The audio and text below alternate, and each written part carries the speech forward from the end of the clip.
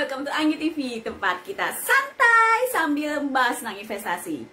Di video kali ini kita tuh bakal back to basic, karena aku bakal bahas tentang apa itu saham, apa itu investasi saham. Kenapa aku kok bikin video yang back to basic lagi sih, Nggi? Soalnya ternyata masih banyak yang DM aku di Instagram dan nanya hal-hal basic kayak gini tentang, Mbak, sebenarnya saham itu apa sih? Aku harus mulai dari mana? So, pertanyaan kayak gitu bakal aku bahas di video kali ini. Secara garis besar, aku sih di video ini mau ngasih do and don'ts-nya, apa yang harus kamu lakuin gitu ya, tips and tricks dan hal-hal yang harus dihindari kalau kamu pertama kali belajar tentang saham. So, nggak usah panjang lebar, ayo langsung kita mulai dari tipsnya. Sebelum masuk ke tips, mungkin bahas tentang pengertiannya dulu. Oke, sebenarnya saham itu apa sih? Secara umum, saham itu diartikan adalah bukti kepemilikan dari sebuah perusahaan.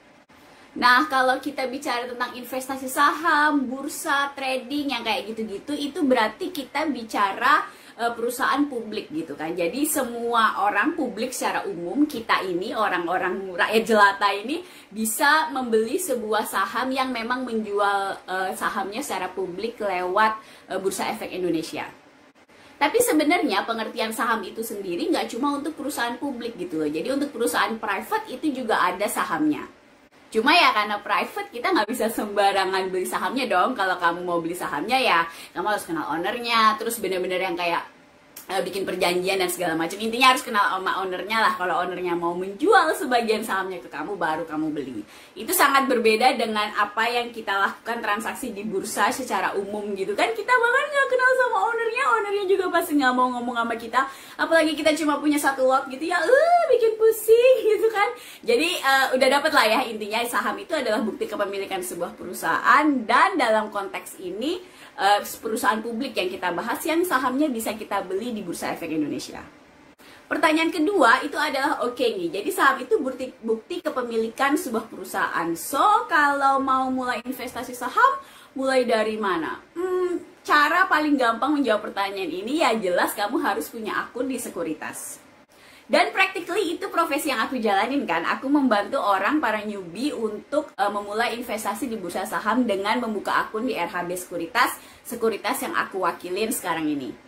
Nah, kalau kamu mau pilih sekuritas, itu kamu perlu banget untuk ngecek keabsahan sekuritasnya itu legal apa enggak. Cara ngeceknya gimana, bahas sekuritas secara dalam. Kalau kamu pengen tahu betul, kamu nonton videonya, biar nggak usah aku ulang di video ini. Karena sebenarnya aku udah punya beberapa video yang khusus membahas tentang definisi sekuritas itu sendiri. Dan di video itu aku juga ngajarin cara kamu untuk ngecek sebuah sekuritas itu legal atau enggak. So, kalau kamu masih punya pertanyaan yang mode-mode kayak gitu, kamu harus tonton video ini tadi ya. Hal ketiga yang mau aku bahas itu adalah, oke, sekarang gimana nih cara dapat profitnya dari investasi saham? Secara umum, kalau kamu mau making money gitu ya, profit di pasar saham, itu ada dua cara, yaitu dengan cara capital gain dan dengan cara dividen. Kita akan bahas satu-satu secara sekilas, oke? Kita mulai dari dividen dulu deh yang gampang. Dividen itu intinya kamu beli saham terus kamu simpan aja tuh sahamnya. Jadi kamu jadi pemilik perusahaan secara pasif. Pasif di sini dalam artian kamu beli misalnya satu lot BRI. Kan kamu nggak mungkin kan gedor-gedor ke BRI terus yang kayak ikut mengatur polisi perusahaan. Nah, itulah konsekuensi kita dari yang beli perusahaan publik itu lewat Bursa Efek Indonesia, itu kita tidak punya hak suara untuk mengatur arah manajemen. Oke, yang bisa ngatur arah manajemen itu tentunya orang yang dominan pegang sahamnya. So, kita cuma bisa pasrah gitu ya. Nah, kalau bahasin tentang dividen, itu pada intinya adalah kalau perusahaan yang kita punya sahamnya itu mereka profit di akhir tahun, nah itu dewan direksinya berhak untuk memutuskan, manajemennya itu berhak untuk memutuskan kita bakal bagi dividen atau enggak tahun ini. Jadi sebagian dari profit yang dihasilkan perusahaan itu bakal dibagiin atau enggak ke para pemegang saham. Dan tentunya kita retail bakal kebagian kalau manajemen memutuskan untuk ketok palu bagi dividen ke semua pemilik saham. Nah, dividen ini nggak perlu effort sih, dalam artian kamu nggak perlu nagih atau nanyain atau gimana, karena nanti semua prosesnya itu bakal otomatis. Pokoknya begitu kamu punya sahamnya, pada saat come date Come date itu adalah deadline yang ditentukan sebuah perusahaan. Jadi semua pemegang saham yang punya saham di tanggal itu akan mendapatkan hak untuk dapat dividen. Jadi sebenarnya kalau kamu mau dapat dividen itu kamu nggak perlu pegang saham selama bertahun-tahun gitu ya. Kamu sebenarnya bisa beli pada hari itu juga, terus closing gitu kan, tutup market. Nah pada saat yang ditentukan come date itu kamu punya sahamnya walaupun baru 1 hari gitu, itu kamu tetap dapat jatah dividen. Kebanyakan orang mikir yang oke mbak ini keren banget, jadi aku tinggal cari listnya terus nanti aku beli di come date. Sayangnya hidup kadang nggak seindah itu bestie gitu kan. Karena sebenarnya ada yang dinamakan dengan dividend trap. Dividend trap itu intinya sih jadi biasanya pergerakan yang ada di saham yang ada di market itu ketika dia bagi dividen, hari ini nih ketok palu bagi dividen, besoknya itu ex date namanya, itu sahamnya biasanya turun. Nah itu yang namanya dividend trap. Karena khayalan orang itu biasanya oke mbak aku bakal beli 1 hari, atau ketika dia cum date itu ketika hari dimana deadline dividen akan ditentukan, aku beli terus besoknya aku jual. Jadi keren kan mbak, cuma 1 hari aku beli saham dapat dividen terus besoknya jadi cash lagi, uangku balik lagi karena bisa kita jual. Sayangnya balik lagi hidup gak seindah itu bestie gitu ya. Itulah yang namanya dividend trap. So, kalau aku sih selalu menyarankan ke orang-orang yang baru invest di saham untuk nggak usah ngejar-ngejar dividen, karena sebenarnya dividen itu cuma kayak pemanis doang sih. Orang yang bisa dengan tenang menikmati dividen itu menurut saya, balik lagi, itu adalah orang yang memang niat untuk hold sahamnya dalam jangka panjang. Jadi mau naik mau turun dia nggak pusing gitu ya, nggak pusing sama dividen trap segala macam, karena dia punya alasan kenapa dia ingin hold saham itu untuk jangka panjang. So dividen bakal jadi pemanis atas kesetiaan beliau itu untuk memegang saham di perusahaan tersebut. Nah itu tadi dividen kan. Cara kedua kalau kamu mau profit lewat saham itu adalah dengan capital gain. Dan capital gain ini adalah bahasa keren dari jual beli saham. Intinya sih kamu bakal profit kalau tentunya kamu beli harga murah lalu jual harga tinggi. Intinya kamu nggak boleh rugi lah kayak orang jualan biasa gitu. Nah, capital gain ini biasanya karena jual beli gitu bakal berkorelasi dengan jenis trader yang ada di market, jenis transaksi, seberapa cepat, seberapa agresif gitu kan. Nah, kemarin itu aku udah bikin video tentang gaya trading yang populer ada di market gitu ya. Kalau bisa tonton videonya, itu bakal kasih kamu banyak perspektif sebenarnya pendekatan apa aja sih yang bisa kamu lakukan untuk mendapatkan profit lewat cara capital gain. Nah, hal terakhir nih, cara analisa. Karena kemarin tuh ada yang nanya sama aku, Mbak, tahu saham bagus apa enggak tuh gimana sih gitu kan. Ini pertanyaan yang super lugu banget, tapi aku tahu semua newbie tuh pasti nanyain kayak gini. Nah, aku mau bilang bahwa cara analisa sebuah saham itu ada 2 pendekatan ya, yaitu lewat pendekatan fundamental dan pendekatan technical analysis. Aku udah bikin videonya yang membandingkan pendekatan 2 metodologi ini, fundamental dan technical analysis. Kamu bisa tonton videonya di sini, nanti aku kasih linknya. Nah, di video ini bakal aku jelasin secara garis besar aja bahwa intinya kalau fundamental analysis biasanya kita cenderung ke jangka panjang. Hold 1 tahun itu biasa kalau pakai fundamental analysis. Yang kamu lihat itu murni dari laporan keuangan perusahaannya. Sedangkan kalau technical analysis itu kita bisa macam-macam, bisa misalnya scalper cuma pegang 1-2 jam terus jual lagi, atau bisa juga jangka yang lebih lama.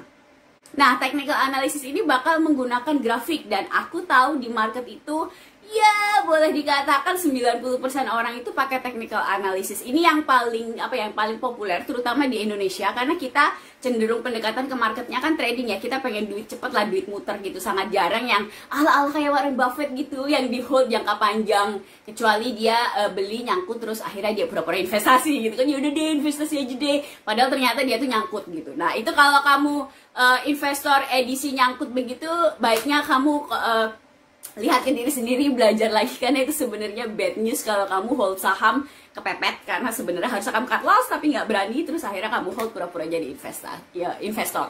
Nah, itu adalah bad news. Pokoknya kalau kamu kayak gitu kamu harus belajar lagi, oke?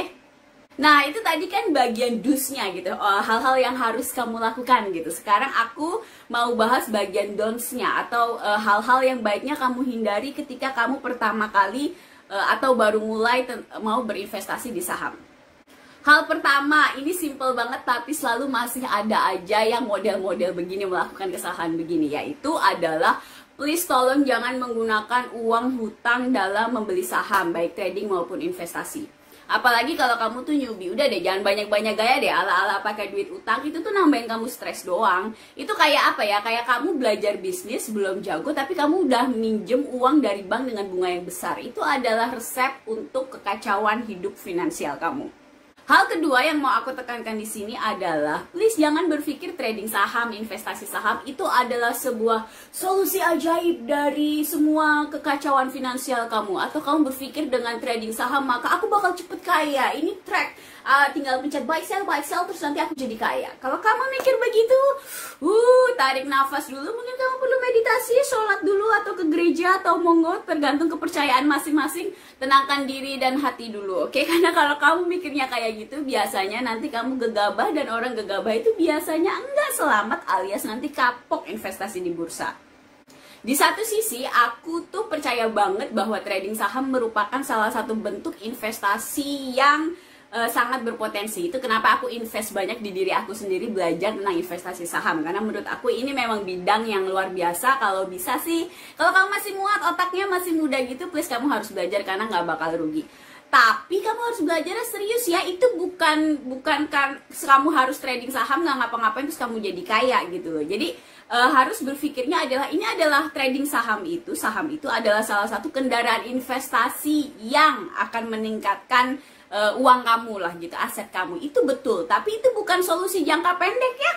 Yang harus kamu lalui prosesnya itu panjang untuk bisa benar-benar berinvestasi di bursa saham sehingga efeknya itu positif. Dalam artian ya hepeng kamu naik, duit kamu naik gitu kan, aset kamu naik. Itu proses belajarnya panjang dan harus kamu jalanin, gak bisa kamu shortcut gitu aja.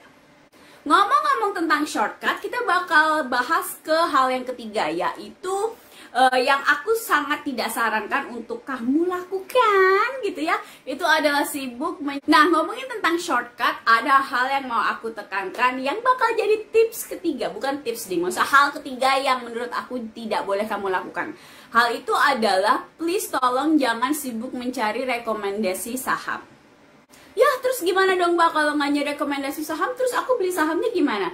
Ya balik lagi yang tadi aku omongin, kamu itu harus belajar. Jadi gini, sebenarnya sih aku kasih biasanya kalau kan aku handle nasabah itu sangat sulit kalau nasabah baru buka terus suruh analisa sendiri. Tuh biasanya ya jujur aja itu kayaknya omong kosong gitu. Biasanya orang kalau udah buka akun di sekuritas terus yang bawaannya, Mbak aku besok beli apa gitu. Padahal kadang besoknya ternyata nggak ada yang bagus gitu. Tapi biasanya memang nafsunya newbie itu begitu dan itu wajar. Oke, nggak usah kecil hati kalau kamu memang kayak gitu, masih kayak gitu sikapnya. Itu memang awal-awal pasti kayak gitu. Yang biasanya aku tekankan ke nasabah itu adalah kalau toh kamu misalnya kamu buka akun sama saya, terus Mbak besok nanya apa beli apa nih, terus misalnya di grup aku sharing kayaknya besok saham XYZ bagus guys, biasanya saya kasih trading plan-nya, beli di sini, cut loss di sini, take profit di sini. Itu nggak apa-apa kamu ikutin, tapi yang perlu ditekankan adalah jangan berpikir bahwa oh saya bakal cari orang yang bisa merekomendasikan hal-hal saham-saham yang keren dan aku nggak usah belajar, jadi aku tinggal gunting aja gitu, dia beli apa aku ikut, nanti dia cuan aku cuan. Kalau kamu berpikirnya begitu, itu lupakanlah kamu bisa menikmati potensi bursa saham yang luar biasa ini ya. Karena saya terus terang punya sekarang nasabah 500 orangan, di sekuritas yang lama sekitar 150, jadi 650 orang nasabah. Itu yang pada sukses-sukses guys, itu pasti orang yang senang belajar dan orangnya pasti analisa mandiri. Nggak ada orang trader sukses di bursa saham ngandelin rekomendasi saham dari siapapun termasuk dari sekuritas. Kalau kamu mau tahu hal-hal apa aja gitu ya, kemarin aku bikin video tentang hal-hal yang aku lihat dari para investor sukses, nasabah-nasabah aku dan orang-orang yang pernah aku kenal dalam karir aku di sekuritas ini. Ada beberapa hal yang sama gitu ya para orang-orang sukses di bursa ini. So aku udah bikin videonya, kamu bisa tonton di sini. Itu bermanfaat banget, coba aja kamu tonton. Gimana? Kamu punya pertanyaan mungkin yang belum aku jawab dalam video ini, pertanyaan-pertanyaan dasar. Kalau kamu punya pertanyaan, komen di bawah, nanti bakal aku balas pertanyaan kamu dan siapa tahu kasih aku ide untuk bikin konten selanjutnya, oke? Jangan lupa like, subscribe, dan komen. Karena like, subscribe, dan komen kamu itu bantu banget channel aku buat berkembang, oke? Kalau video ini menurut kamu bermanfaat dan kamu tahu ada teman kamu yang butuh, ya sharing-sharing video ini ke teman kamu, oke? I'll see you in the next video. Ciao!